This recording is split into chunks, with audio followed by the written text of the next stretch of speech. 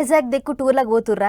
అయితే గీ ముచ్చట మీకోసమే. ఇన్నొద్దులు ఆర్కే బీచు, కైలాసగిరి, అరకు గిట్ల చాలా జాగాలు తిరిగి తిరిగి బోరు వచ్చిన మీకోసం సర్కారు ఓ మొనగాని ఇకమత్ చేసింది. ఇక ఆడికి పోతే మీ కళ్ళు తిరుగుడు పక్క.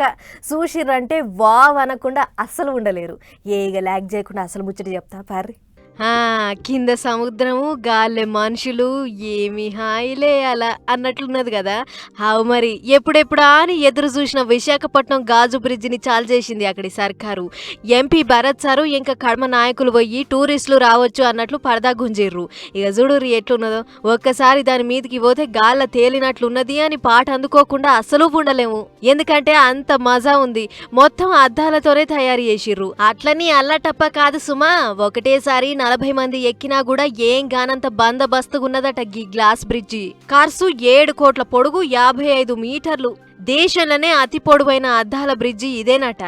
ఎంత పెద్ద గాలులు తుఫాన్లు వచ్చినా కూడా షెంటికెం కూడా ఊగకుండా అన్ని తీర్లా జాగ్రత్తలు తీసుకున్నారు. లెక్కకైతే ఒకటేసారి 100 మంది ఎక్కినా కూడా ఏం గానంత బలంగా బందబస్తుగుంది.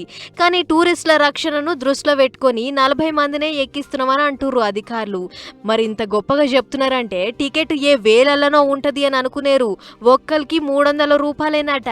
అన్నట్లు ఎక్కేటోళ్ళు చెప్పులు బూట్లు వేసుకొని పోతామంటే నడవదు. ఆడ బ్రిడ్జి మీదకి పోతానికి సపరేట్ సాక్సులు ఇస్తారు, అవి వేసుకొని పోవాలి. అంతేకాదు వచ్చిన టూరిస్టులకు ఏం కాకుండా చూసుకుంటానికి సపరేట్ సెక్యూరిటీని కూడా పెట్టిర్రట. ఇక రాత్రైతే 3 రంగుల జెండా రంగులతోని మస్తు పసందుగా అవుపడుతుంది. గిట్ల సముద్ర మఠానికి 1020 అడుగుల ఎత్తుల కట్టిన గీ అద్దాల బ్రిడ్జి ఎప్పుడో చాలు కావాల్సి ఉండే గాని ఒకటికి 10 మాటల సర్కార్ చెక్కింగ్లు వేసుకొని అంతా ఓకే అంటానికి ఈ నొదులు పట్టి. ఏదేమైనా వైజాగ్ దిక్కు ఈసారి టూర్ వేస్తే తప్పకుండా పోయి ఎక్కాలే అని అనుకుంటురు గీ ముచ్చట చూసిన జనాలు.